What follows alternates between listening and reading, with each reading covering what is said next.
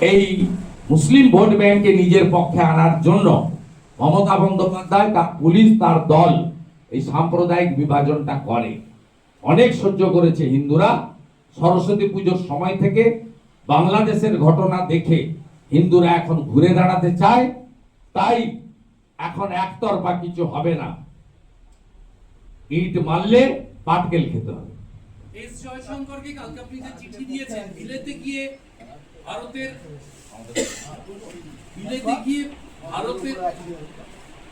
2060 সালে ভারতের 1 নম্বর অর্থনৈতিক স্থান ঘিরে মমতা বন্দ্যোপাধ্যায়ের যে সংশয় বা বিপরীত প্রতিক্রিয়া, তাতে আপনি যে এস জয়শঙ্করকে কালকে যে চিঠি দিয়েছেন ওটা যদি একটু।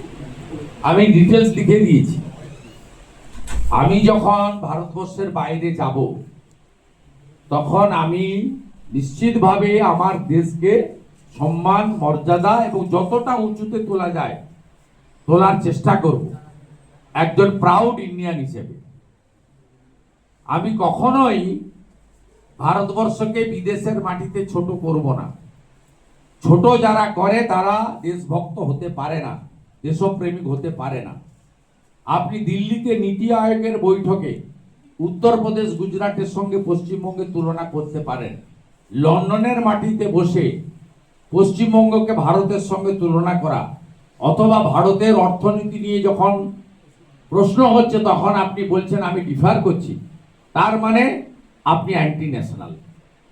এবারে যে কোনো পাবলিক রিপ্রেজেন্টেটিভ যেতে গেলে ভারত সরকারের অনুমোদন লাগে, বিশেষ করে মুখ্যমন্ত্রী এবং মন্ত্রীরা, আমলারা অনুমোদন দিয়েছে। কেন্দ্র সরকার রাজনীতি করেনি।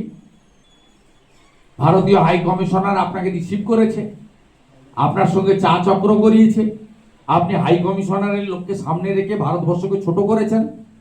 কেন মিস্টার জয়শঙ্কর এই ব্যাপারে video footage, clipping, report high commissioner কাছ থেকে এনে আমরা যে ভিডিও ক্লিপিং এবং তথ্য দিয়েছি তা যদি সঠিক হয়, এই মুখ্যমন্ত্রীকে যা যা পররাষ্ট্র দপ্তরের আইন রয়েছে, রুল আছে, তার মধ্যে দাঁড়িয়ে ব্যবস্থা নেবেন না এবং ভবিষ্যতে ইনাকে ভারতবর্ষের বাইরে যাওয়ার কোনো অনুমোদন যাতে না দেয় সে দাবিও আমরা করব।